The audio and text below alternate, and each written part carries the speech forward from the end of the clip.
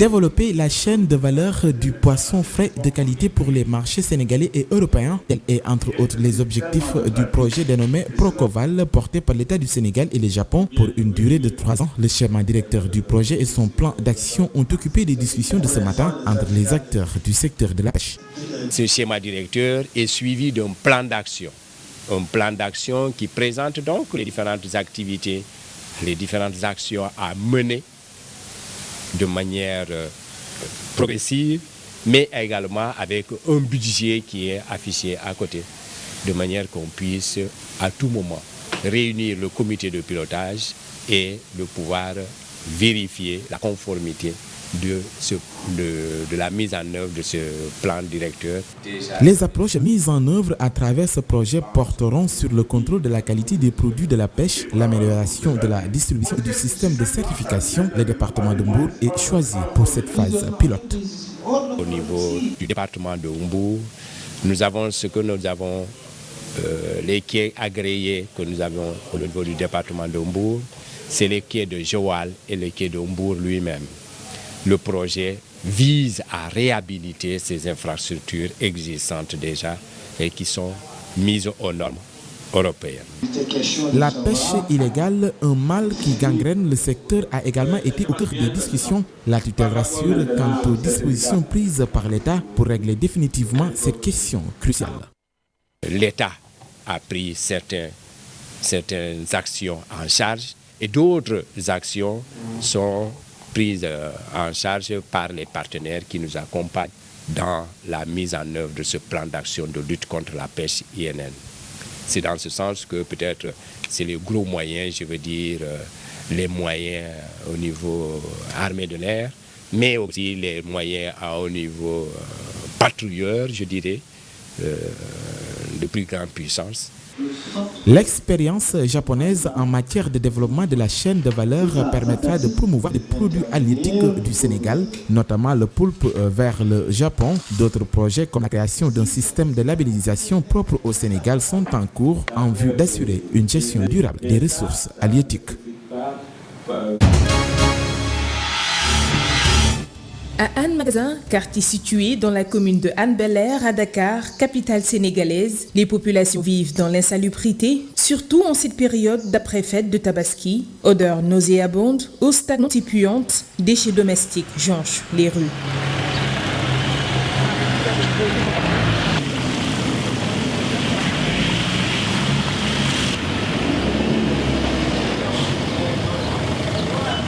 La convention de partenariat And Setal Sunu Gor entre le ministère de la Gouvernance locale, du Développement, de l'Aménagement du Sénégal et la Sonatel pourrait aider les collectivités locales dans la lutte contre l'insalubrité et l'amélioration du cadre de vie des populations. Cette convention qu'on appelle Sonatel Ville Propre, appelée en Wolof And Defar Sa Gox, consiste à lutter, participe à l'objectif de lutter contre l'insalubrité des villes et l'amélioration du cadre de vie. Avec le ministère de la gouvernance locale, nous avons travaillé plusieurs mois et à travers donc l'unité de gestion des déchets du ministère, qui est donc une unité qui existe déjà et qui est très opérationnelle sur l'ensemble du territoire, nous avons identifié des communes prioritaires qui font face à ce problème d'insalubrité. Et Sonatel, dans le cadre de sa politique RSE, de responsabilité sociétale d'entreprise, notamment dans le volet environnement, va accompagner donc cette unité de gestion des déchets, le PNDG, qui est le Programme national de gestion des déchets, a donc lutté, accéléré cette lutte contre l'insalubrité. Le ministère de la Gouvernance locale, du Développement et de l'Aménagement du territoire a lancé, à travers le Programme national de gestion des déchets, le programme prioritaire de propreté dénommé 3P. C'est une phase d'urgence de propreté de 2 ans destinée à soulager les populations et les collectivités locales sur l'ensemble du territoire national.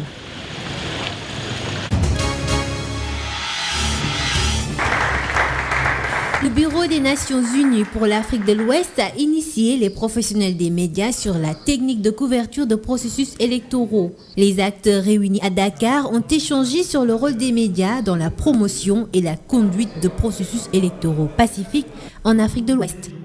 La période électorale est une période très sensible, une période où le professionnel de l'information, plus qu'à tout autre moment, doit faire preuve d'une grande responsabilité.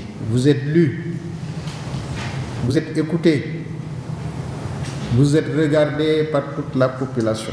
Les informations que vous relayez, si elles ne répondent pas aux normes professionnelles, peuvent créer des tensions. Il faudrait que les capacités des journalistes soient renforcées afin qu'ils soient outillés pour mieux cerner les enjeux électoraux. Il est nécessaire d'éviter la diffusion de fausses informations qui peuvent porter atteinte à l'ordre public et compromettre les progrès démocratiques. Et aujourd'hui, on veut replacer les médias au cœur du processus électoral parce que tout simplement, les journalistes sont au début et à la fin de la couverture. Il y a une mondialisation qui fait qu'aujourd'hui, les nouvelles vont vite. Les réseaux sociaux, les médias sociaux, les télévisions satellitaires, les télévisions nationales hertziennes, tout se mélange.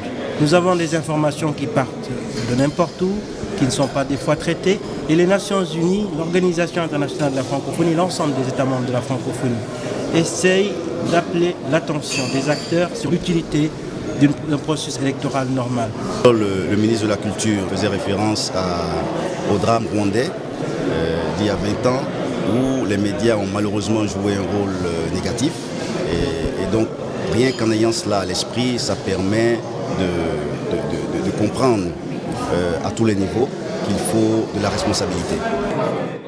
À la sortie de cet atelier qui va durer 2 jours, les journalistes devraient être en mesure de mieux comprendre les techniques de couverture médiatique inclusive du processus électoral. De ce fait, les violences résultant de la diffusion de fausses nouvelles pourraient être évitées.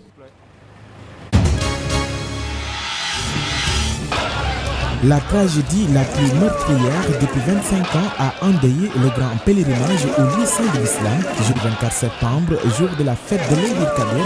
Comme à 6 reprises depuis 1990, c'est la vallée de Mouna où a lieu le rituel de la lapidation qui a été touché. Les Sénégalais ont dénombre 6 morts et 37 portés disparus. Officiellement, la rencontre entre 2 filles de pèlerins, l'un quittant le site de Djamara, l'autre arrivant en sens inverse le long d'une rue de 12 mètres de large a provoqué une catastrophe au bilan extrêmement lourd, 717 morts et 863 blessés, un bilan encore provisoire. Il s'agit là du second accident en 13 jours le 11 septembre dernier. Ce sont ainsi 109 personnes qui ont péri dans l'effondrement d'une énorme grue sur la grande mosquée de la Mecque. Une répétition d'accidents tragiques qui soulève des questions sur l'organisation de ce grand rassemblement musulman annuel. Cette année, le royaume d'Arabie Saoudite a pourtant mobilisé plus de 100 000 policiers. Tout au long du Hajj, le flot des pèlerins est canalisé par les cordons des forces de sécurité et de volontaires distribuant eau et nourriture. Un dispositif insuffisant, jugent certains observateurs. La bousculade a conduit le roi Salman à ordonner un réexamen du dispositif d'accompagnement du pèlerinage.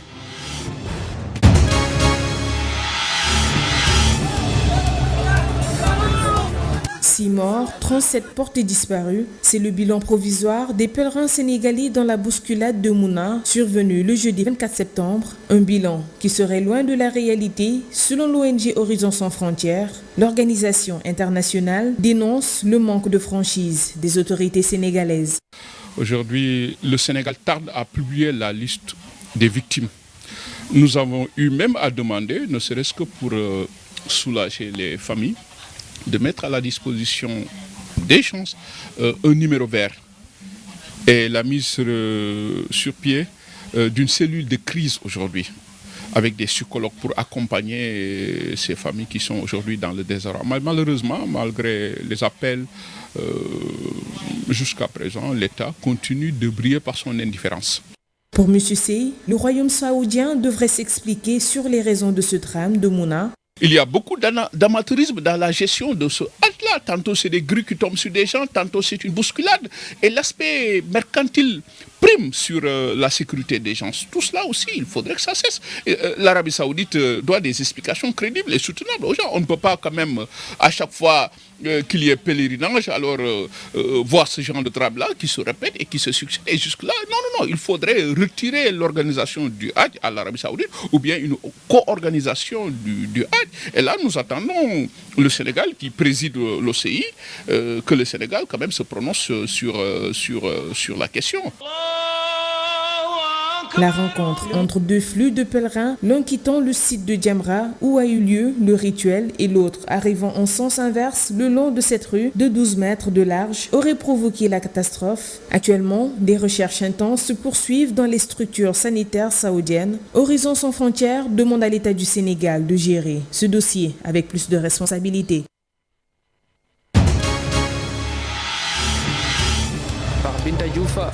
Les Lions ont été privés de la deuxième place de leur poule après une difficile rencontre hier face au Nigeria. Les protégés de Tafa Gueye se sont fait bousculer dans la deuxième moitié du premier quart-temps et n'ont pu suivre le rythme effréné des aigles nigérianes. Avec une défaite 75-64, on ne pourra retenir que les 10 points de Binta Diouf et sa sortie sur blessure victime d'un traumatisme dentaire suite à un choc dans la raquette. Néanmoins, le Sénégal semble s'être remis de sa défaite contre le Nigeria en jouant sur sa valeur intrinsèque pour remporter 84-72, soit 12 points d'écart. Son match contre l'Égypte mardi matin, comptant pour la dernière journée de la poule B de l'Afrobasket 2015.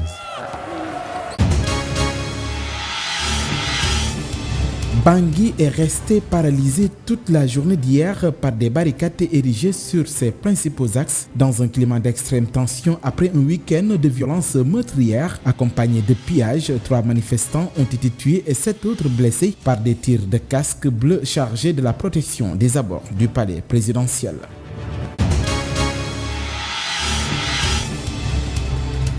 Vladimir Poutine s'impose comme un acteur incontournable pour trouver une sortie de crise en Syrie. Il n'a pas exclu la possibilité de frappes aériennes russes contre État islamique. Au siège de l'ONU à New York, le chef du Kremlin a proposé une large coalition antiterroriste, évoquant une alliance internationale qui ressemblerait à celle contre Hitler pendant la Seconde Guerre mondiale.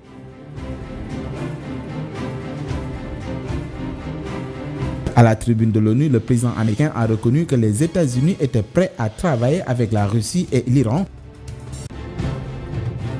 avouant ainsi leur rôle indispensable pour résoudre le casse-tête syrien. Mais Barack Obama a aussi décrit Bachar al-Assad comme un tyran, le désignant comme principal responsable de la guerre civile qui a fait plus de 200 000 morts dans son pays. Pour Washington, le chef de l'État syrien doit partir dans le cadre d'une transition, même si le calendrier reste négociable.